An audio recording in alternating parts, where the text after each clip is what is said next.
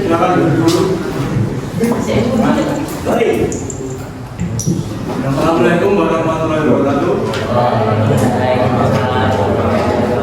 Selamat pagi semua. Dari kampus Indonesia.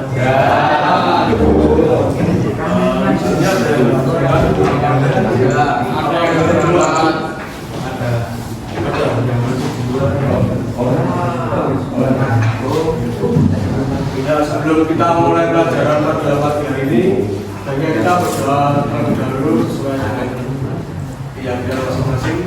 Berdoa dimulai.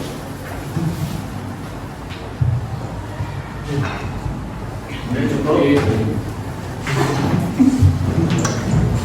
Oke, sebelum kita lanjut ke materi, kita presentasi terlebih dahulu ya. Selamat dilakukan kalau tak panggil ya. Kedengeran berarti apa? Adria,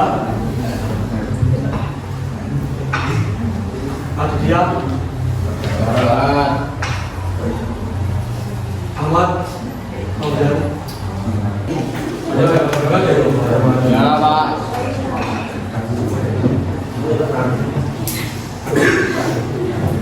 Oke, sekarang kita lanjut ke materi gambar bentuk ya.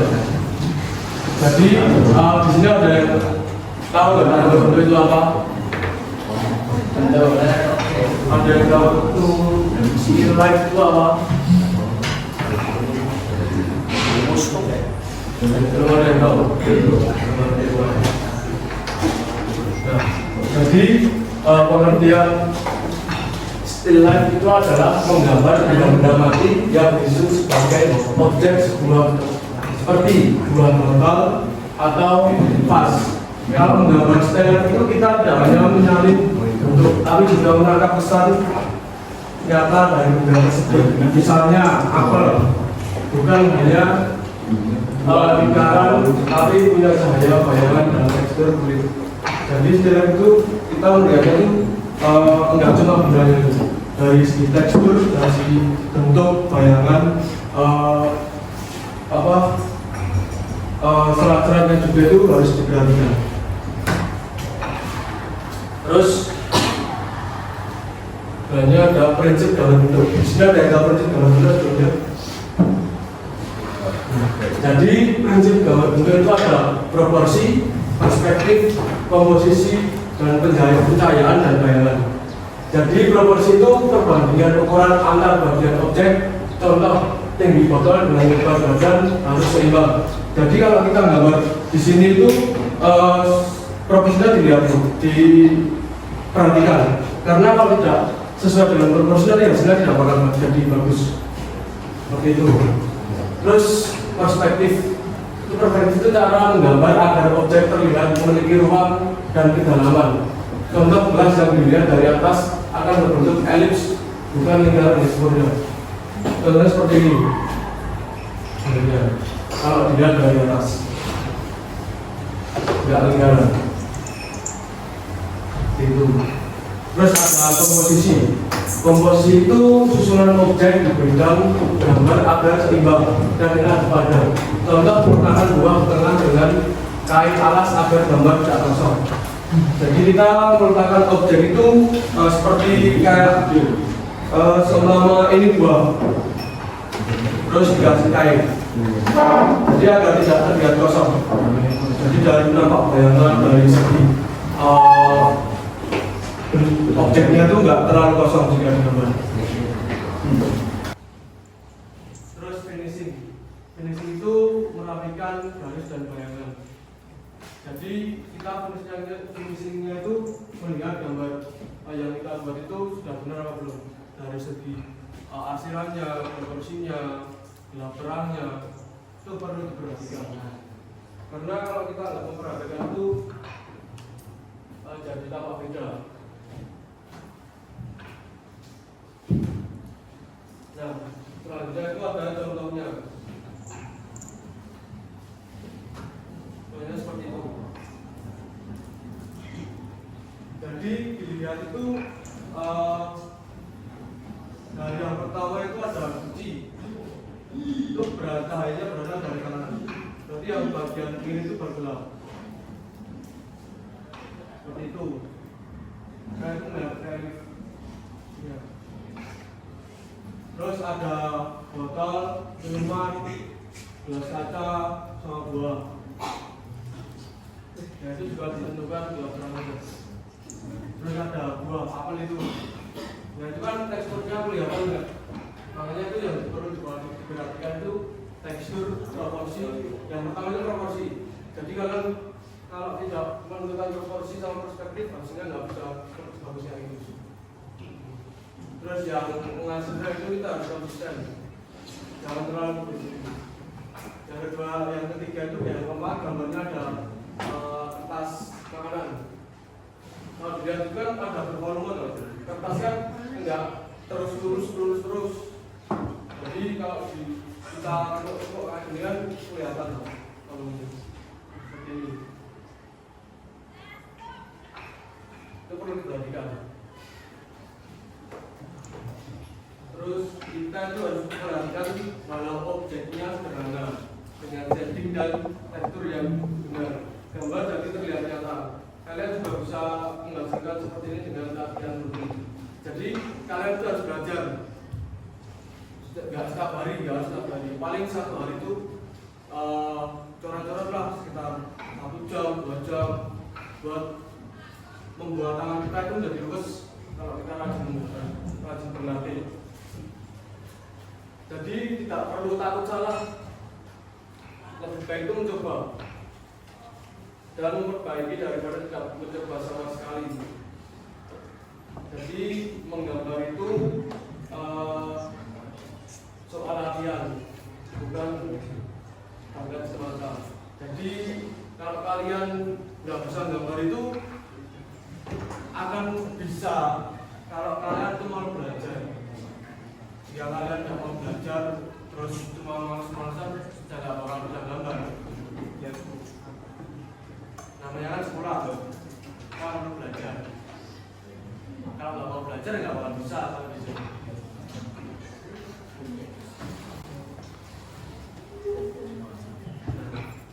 Nanti kita belajar. Jadi kita itu harus seringlah belajar, maksudnya ya harus sering-sering belajar kalau ingin bisa menggambar. Apalagi kan kita sekolah di seni loh, masa di seni nggak bisa menggambar? Karena kita sebelum berkarya itu pasti menentukan desain terlebih dahulu, dan desain itu pasti digambar. Kita boleh melihat gambar-gambar orang, tapi kita juga harus membedakan jangan pluralisme. Jadi kita bisa mengembangkan gambarnya itu semisal gelas ini nanti tambahin ornamen, tambahin apa, jangan terlalu panjang. Buat apa? Tabung. Sama kita kesulitan membuat proporsinya, kita boleh menggunakan alat bantu, garis bantu seperti ini. Jadi kita menyesuaikan kita mau buat apa. Kalau mau tabung,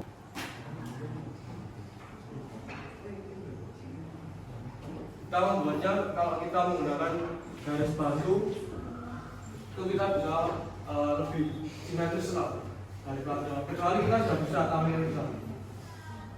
Jadi nanti dilihat dari gelap terangnya, semua gelapnya itu dari sini,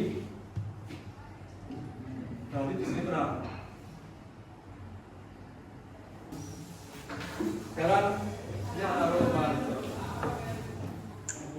Taruh sini ya.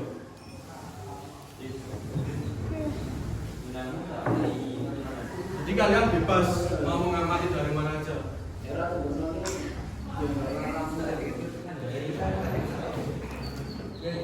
Aku kan gambar tuh.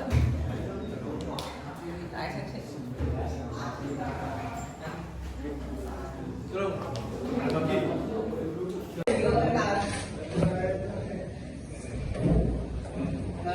Yang mana? Oh,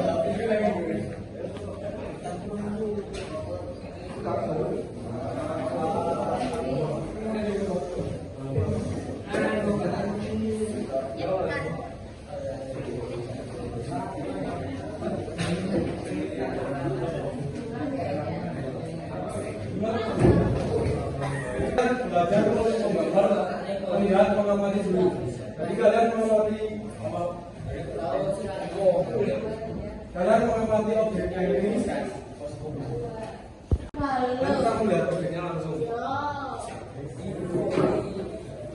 Jadi di sini kalian nggak langsung terlebih dahulu. Kalian di sini harus bisa menentukan proporsi dari perspektifnya terlebih dahulu. Jadi terus kita masuk ke tahap pengambilan. Nanti jika proporsi sama perspektifnya sudah bagus, sudah terlihat nyata, baru kalian langsung nanti bakal kelihatan bedanya.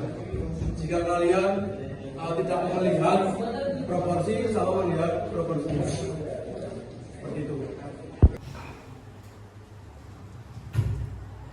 Nah, jadi kesimpulan pada materi gambar itu yang pertama itu kan sebenarnya style adalah latihan dasar menggambar objek nyata.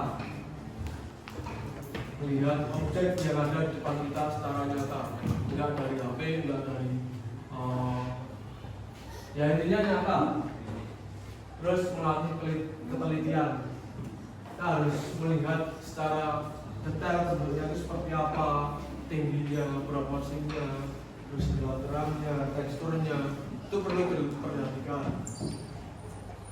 Pengelolaan detail, proporsi, perspektif, cahaya bayangan, dan tekstur. Itu membiasakan sabar, teliti, dan kreatif dalam proses berkarya. Hasil latihan style akan menjadi fondasi kuat untuk karya seni maupun desain lainnya.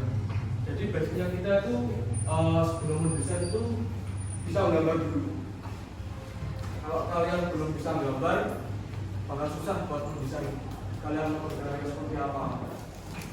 Makanya kita harus berlatih setiap hari, setiap hari. Kalau ada waktu luang, korek-korek. Kita belajar dari proporsi, perspektif. Proporsi itu ukuran. Ya. Proporsi itu ukuran. Jadi dari sampai bentuknya itu proporsinya kayak gimana.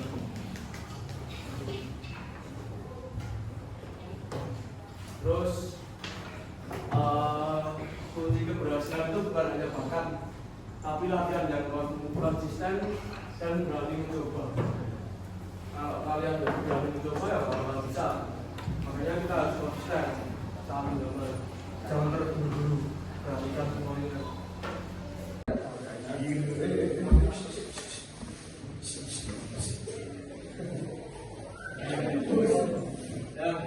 Nah, tadi ini materi tentang bentuk ya. Apa ada yang masih bingung terkait bentuk? Ada yang mau ditanyakan? Paham? Jika belum gambar bisa? Insya Allah.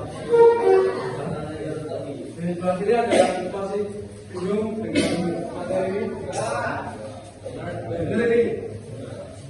Ini kita suruh gambar harus betul berarti ada mau. Oke, berarti kalian sudah mencerna ya semua materi ini ya? Nah, sekarang karena waktunya sudah mepet, nah jadi kita akhiri mata pelajaran gambar bentuk pada siang hari ini dengan mengucap hamdalah.